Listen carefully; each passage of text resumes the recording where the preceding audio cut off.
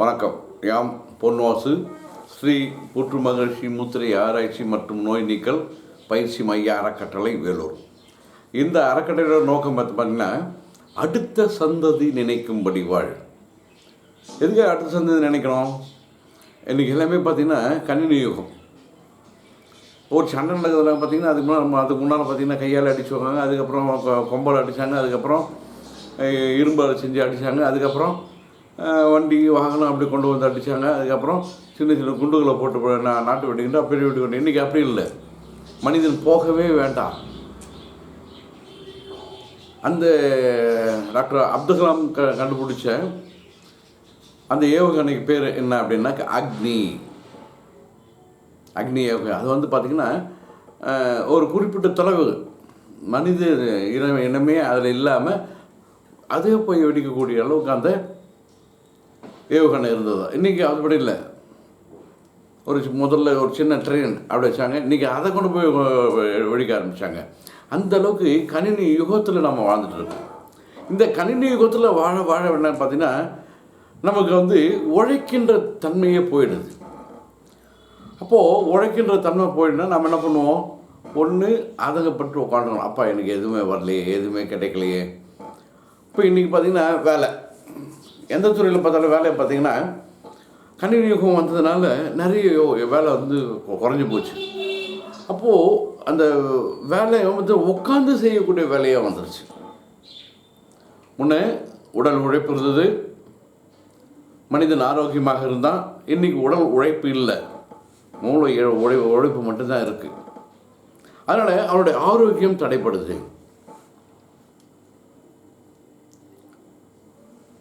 நம்ம உடலில் சேருகின்ற அந்த கொழுப்பு, அந்த இருக்கிற சக்தி வந்து அங்கே இல்லை. ஏன்னா உடல் உழைச்சாதான் தசைகள் இயங்கும், தசைகள் இருந்தால் தசைகள் செல்லுகள் இயங்கும், அந்த செல்லுகள் இயங்கினா அந்த வெப்பம், அந்த போதுமான அளவு வெப்பம் அங்கே இல்லை. காரணம், அன்றைக்கி காற்று இல்லாமல் மனிதன் வாழ்ந்தான். மரத்தடியில் ஒரு விசிறி வச்சுக்கிட்டோ அவன் டவலை வச்சுக்கிட்டோ அவனுடைய வெப்பத்தை வந்து தணிச்சான். அதுக்கப்புறம் மின் விசிறி வந்தது. இன்றைக்கி ஏசி. ஒரு பட்டனை தட்டிட்டு ஏசி மேலே உட்காந்துட்ருக்கான். அங்கே வேர்வை வர்றதுக்கான வாய்ப்பு இல்லை. உழைப்பு குறைஞ்சி போச்சு, வேர்வை வெளியே போகிறதுக்கான வாய்ப்பு இல்லை. அப்போது உடலில் கொழுப்பு அங்கங்கே தொக்கி நிற்கும். அப்போ இயல்பாக இயங்கக்கூடிய அந்த உள்ளுறுப்புகள், நாளமுள்ள சுரப்பிகளுக்கும் இயங்கக்கூடிய அளவுக்கு நம்ம உடலில் வலுவில் கொழுப்பு படிச்சுட்டு இருக்கு. இப்போ சாதாரணமாக ஒரு ஸ்கேன் எடுத்து பார்த்தோம் அப்படின்னா அதில் ஒரு வரும் fatty liver great 1, fatty liver great 2. ஏன் அந்த நிலை? அப்போது மூளையும் வேலை செஞ்சிட்டே இருக்குது. அந்த மூளை இப்போ எப்படி வேலை செய்யுது அப்படின்னு கேட்டிங்கன்னா, காழ்ப்புணர்ச்சி, அந்த ஈகோட்டிசம் சொல்லக்கூடிய ஒரு பொறாமை எண்ணம். இன்றைக்கி நிறைய பேருக்கு அந்த பொறாமை தான் இருக்குது. அந்த பொறாமை என்ன பண்ணுதுன்னு கேட்டிங்கன்னா, நம்மளுக்கு உடலுக்குள்ள அந்த கொழுப்பு சத்தை எரிக்கிறது இல்லை. அந்த பொறாமை இல்லை. என்னுடைய இந்த என்னத்தன்மை சொல்லுவாங்க, என்னால் எதுவும் செய்ய முடியாதுப்பா, அவனால் தான் முடியும், என் தொழில் அவனுக்கு படி தான் போகணும் அப்படின்னு அவனை வாயிலே மனசில் சொல்லிட்டாலும் அந்த வருத்தம் உள்ள இருக்குது. இன்றைய சூழலில் பார்த்திங்கன்னா எதுக்கு எடுத்தாலும் மாத்திரை மருந்து. அன்றைய காலம் அப்படி இல்லை. உழைப்பு.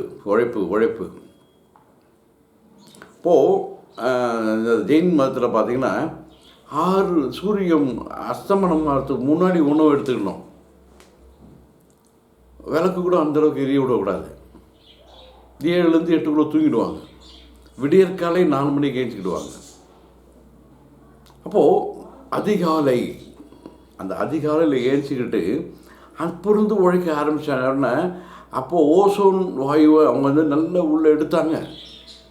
தேவையான சத்து உள்ளே கிடச்சிது. இன்றைக்கி அப்படி இல்லை. எத்தனை மணிக்கு போயிடுச்சு? 7:30 மணிக்கு முன்னால் எழுப்பி விட்டுறாங்கப்பா. இந்த பள்ளி பருவ மாணவர்கள் அவன் போப்பா டயர்டாக இருக்குது. எப்படி அது டயர்டு வரும்? உழைப்பு அங்கே இல்லை. முன்னே பள்ளி பருவத்தில் விளையாட்டு இருந்தது. இன்றைக்கி வந்தோடனே என்ன பண்ணுறோம்? ஒன்று லேப்டாப்பு, இல்லை டேபு, அப்படின்னா கைபேசி, செல்லு, அதில் வச்சு விளையாட வேண்டியதான். அங்கேயும் உழைப்பு இல்லை. அதனால் ஏகப்பட்ட வியாதிகள் நம்முடைய வருது. அப்போது இதிலிருந்து நம்ம எப்படி தப்பிச்சிக்க முடியும் அப்படின்னா, மூளையுடைய செயல்பாடும் உடல் செயல்பாட்டையும் செய்வதற்காக மிக அற்புதமான ஒரு முத்திரை இருக்குது. அந்த முத்திரைக்கு பேர் அக்னி முத்திரை. அப்துல் கலாம் சொன்ன மாதிரி இந்த அக்னி முத்திரை என்ன வேலை செய்யுன்றது பின்னாடி பார்ப்போம். அதுக்கு முன்னாடி இது எப்படி செய்யணுன்றதை பார்ப்போம். ஒன்றும் இல்லை, இந்த நடுவிரலை ஆள்காட்டி விரல் மேலே கொண்டு வந்து இப்படி மடிங்க. மடிச்சுட்டு இந்த நடுவிரலை ஒன்றா இணைங்க. ஒன்றா இணைச்சிட்டு ஆள்காட்டி விரலை ஒன்றா இணைங்க. இப்போது இந்த கட்டை விரலை ஒன்றா இணைச்சி இந்த இது அப்படியே இப்படி கொண்டு வந்து, இது வந்து நான் உங்களுக்கு தெரியுன்றதுக்காக இந்த உயரத்தில் வைக்கிறேன். இது நேராக தொப்புளுக்கு நேராக கொண்டு வரணும். இந்த அக்னி முத்திரை என்ன வேலை செய்யும் அப்படின்னா, நம்ம உடம்புல தேவையில்லாத கொழுப்பை வெளியேற்றி, அந்த தேவையில்லாத கொழுப்பு வெளியேற்றுறதுன்றதை விட அதை எரிக்குது. அதை எரிச்சிட்டு நம்ம உடலுக்கு சுறுசுறுப்பை தருது. உடல் லேசாக இருக்கும். ஒரு சிலர் சொல்லுவாங்க, பா என் கால் தண்ணி மேலே இருக்க மாதிரி இருக்குப்பா, என் தலைக்குள்ளே ஏதோ தண்ணி இருக்குது, தண்ணியில் வந்து என் மூளை தண்ணியில் மிதக்கிற மாதிரி இருக்குது, என் உடல் ஃபுல்லாக வந்து நீர் மட்டும்தான் இருக்குது, அதனால தான் என் உடம்பு தொலைன்னு இருக்குது. இப்போ இந்த காரணத்தினால நாளமில்லா சுரப்பிகள் வேலை செய்யாத காரணத்தினால, வேலை செய்யாமல் இல்லை, வேலை செய்யுது குறையுது. அப்போ அதனுடைய சுரப்பிகள் குறையுது. கண்ணீரல் மண்ணீரல் சுரப்பி குறையுது, கணையத்தில் சுரப்பி குறையுது, கால்விளையாட்டு சொல்லக்கூடிய பித்தப்பையில் சுரப்பு குறையுது. இப்போ இதில் குறைஞ்சதுனால அடுத்துக்கு அந்த ஜீரண சக்தி வர வேண்டிய அந்த அமிலம் குடலுக்கு போய் சரியாக சேரலை.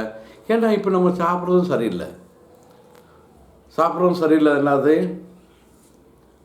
அப்போது அங்கே அமிலம் சுரந்து அந்த குடலை எரிச்சிடுது.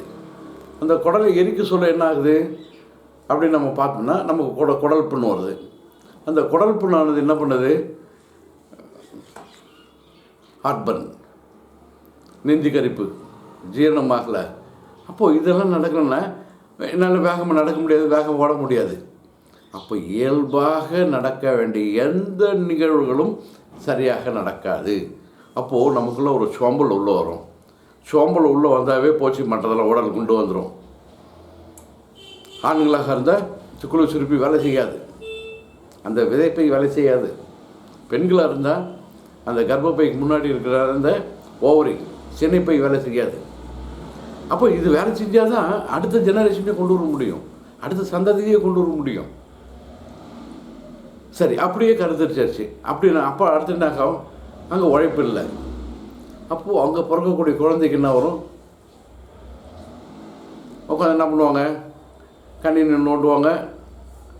இப்போ நான் நிறைய பேர்கிட்ட பேசக்கூடிய தன்மை இல்லை.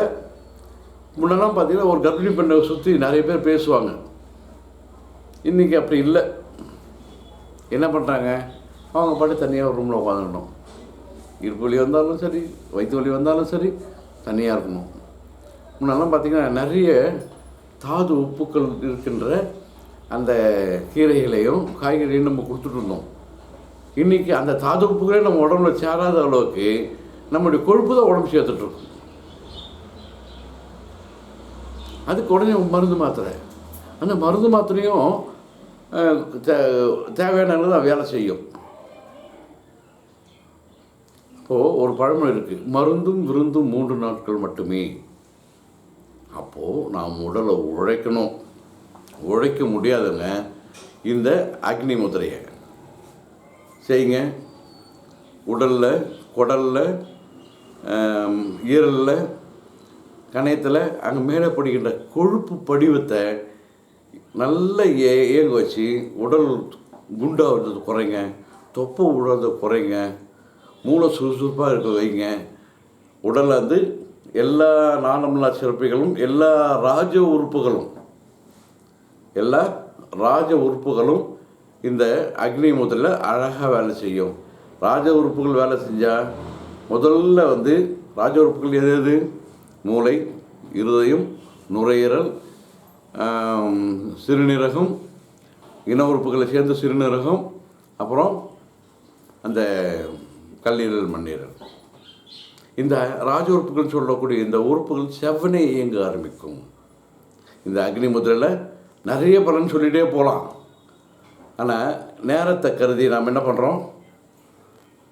எல்லா ராஜ உறுப்புகளும் மிக அற்புதமாக வேலை செய்யும். ராஜ உறுப்புகள் வேலை செஞ்சுன்னா உடல் ஆரோக்கியம் இருக்கும், மன ஆரோக்கியம் இருக்கும், நோயில்லா தன்மையில் வாழ்ந்து நம்மகிட்ட சந்தோஷம் மிகும்.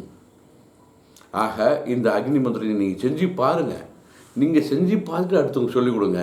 நன்றி, வணக்கம்.